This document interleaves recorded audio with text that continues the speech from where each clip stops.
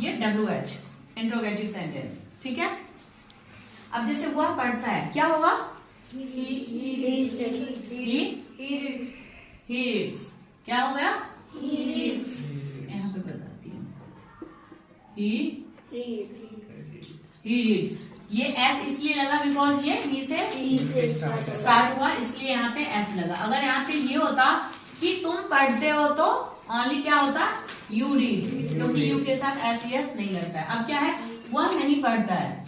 अब यहाँ पे नेगेटिव है, क्या होगा इसका? वह नहीं पढ़ता है, गलत लिसन, he didn't नहीं गलत, सुनो, वह नहीं पढ़ता है, क्या हो जाएगा? he doesn't study। बस जो हमने डू डज बताया था कि ता तेती में लगता है, उसमें सिर्फ कुछ नहीं किया है, मैंने क्या कर दिया है? सिर्फ नहीं लगाया, नेगेटिव लगाया है।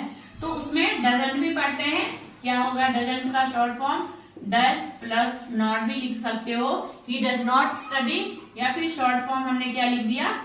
डजंट। इसको डज नॉट पढ़ो या फिर डजंट पढ़ो।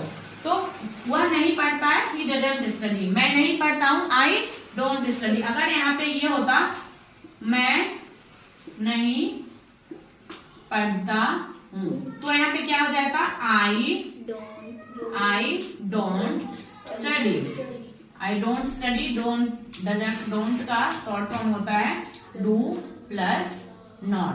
डज कहाँ लगता है और डू कहाँ लगे? अगर ही सीट नाम में नहीं है तो यहाँ पे डज लगेगा। अगर आई वी दे वही फिर सेम फॉर्मूला, तो उसके साथ हम डू लगाएंगे और प्लस में शॉर्ट फॉर्म नॉट लगा देंगे।